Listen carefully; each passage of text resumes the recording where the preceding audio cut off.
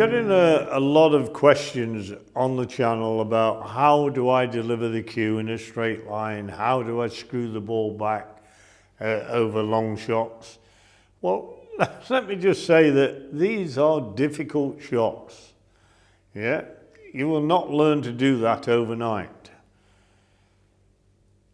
Now, I've got to reiterate what I've said in past videos about the grip. There is only one thing that's got hold of that cue, and that's this hand. There's only that one thing delivers that cue, and it's this hand. Get that grip right, and you stand half a chance of delivering the cue in a straight line.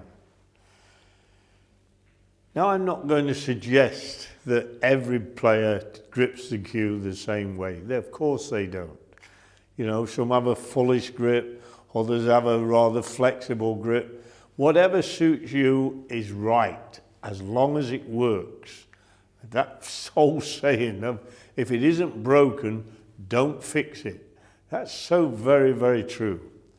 But if people are missing balls or they can't play certain shots, as a coach, one of the things I'm fairly certain of, one of the things that they've got a problem with is the grip.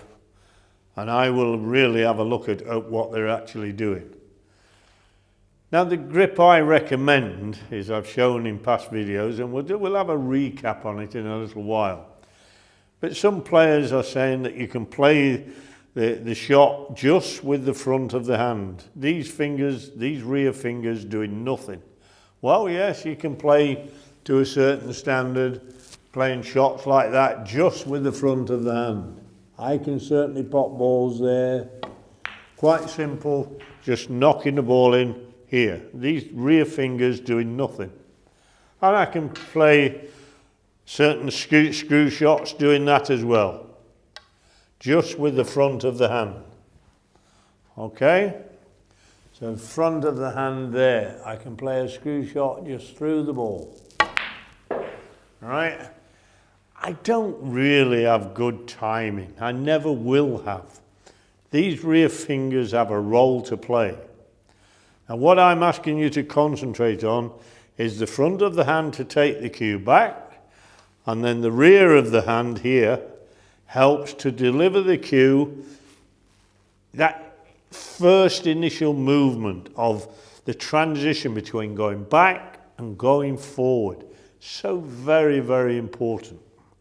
Lastly, we need timing in the shot. Yeah, we come back to what timing is, if you like. People are getting rather bored with that, but it's so important. And for me, the closing of the hand as you hit the ball and get through the ball helps with that timing. How does that happen? Well, if we go back to Sir Isaac Newton, who said that every force in one direction, there is an equal and opposite force, right? So if I'm hitting that cue ball there is a force going into the cue ball. There's an equal and opposite force coming off that cue ball. I need to resist that second force. Otherwise, I don't get the timing. So what happens now? The hand closes and resists that second force. So I get good timing. From there, I get good timing because the hand has closed onto it. Now, it's not a squeeze. Don't squeeze, not at this stage. There are certain little shots where you might play a little squeeze shot, but allow it to happen naturally.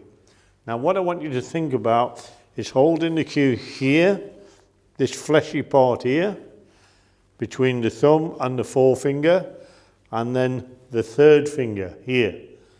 All right? See how I'm holding that cue?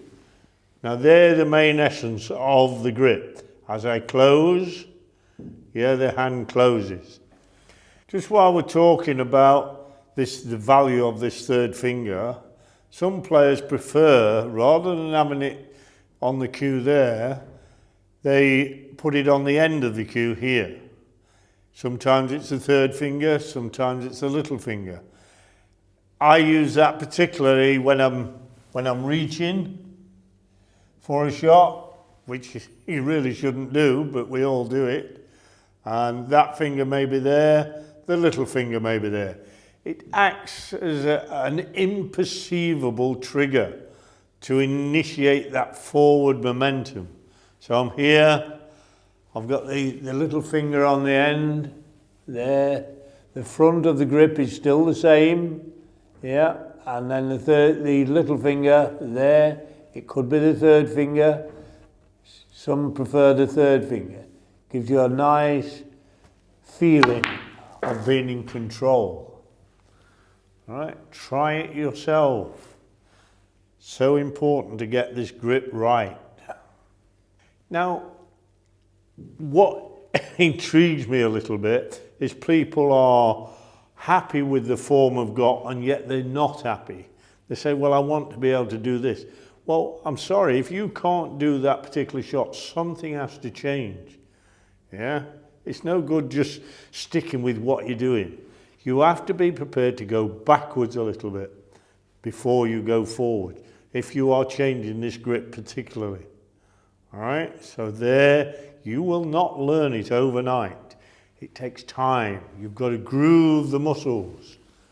There, groove those muscles, that muscle memory.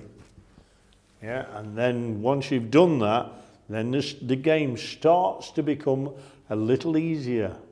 It will never be easy, please believe me. It will never be easy, but it does start to get a little bit easier. I'd like to mention one shot that I witnessed, which no doubt is on YouTube now, with Shaun Murphy in the Scottish home series. He's got the white here in this sort of situation, and the red's up here. He has potted that red here and screwed all the way back, nearly potting the white into the yellow pocket. I can't play that shot. I'm not even going to try to. Yeah, I haven't got that amount of cue power that Shaun Murphy has got. Phenomenal cue power. I defy most of the top professionals to be able to play that shot, but Shaun can. Now, if you get the chance, watch his grip, right? On the long backswing, from there, the hand opens. He's there in that position. He's holding on this third finger. And then as the hand closes, quite naturally, that's where the cue power comes from. The length of swing, holding on that third finger, through the ball, closing the grip. That second bounce off that cue ball with the cue tip is resisted as that goes forward, yeah, and closes. Again, I'll reiterate, you will not learn it overnight, but unless you try, you won't learn it at all. Good luck with your practice.